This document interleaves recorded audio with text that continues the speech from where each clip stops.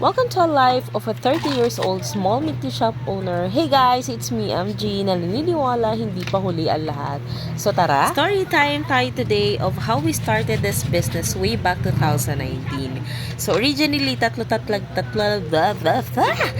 talaga kami dito guys. But then something came up and pandemic came, so humina talaga siya. And things got even worse when we have to decide giving up the place because of a lot of things aren't working anymore. I was so hopeless that time thinking, paano yung mga napundar for the store? Kasi itong pera na to, hard-earned money to eh.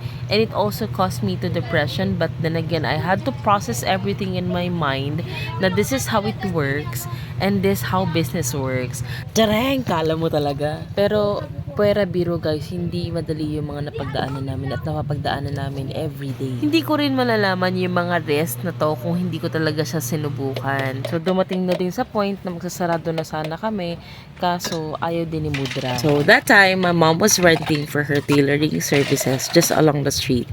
And then sabi niya, sige doon ka na lang sa shop, pagkakasyahin natin yan, kaya natin yan.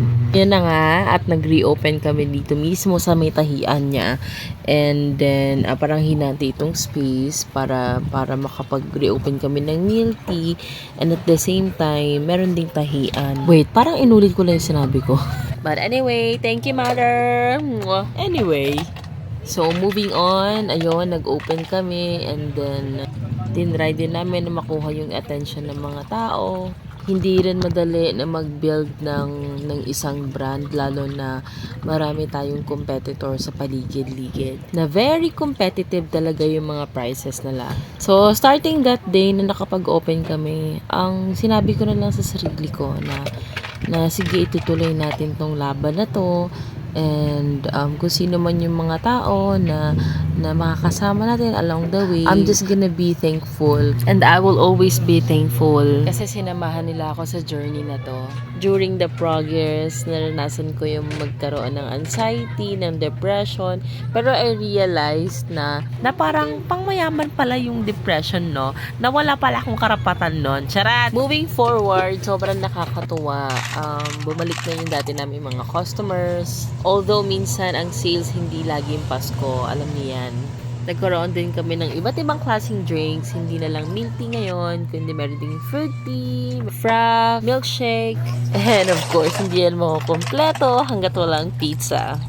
So, we're planning na magkaroon ng pop-up booth ngayon para sa mga events. And since maraming may gusto ng kape and naghahanap ng coffee base sa amin, so we're working on that guys.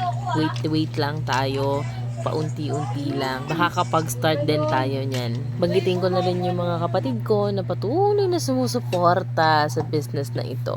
Sa mama at papa ko na super supportive kahit sa mga online posts namin.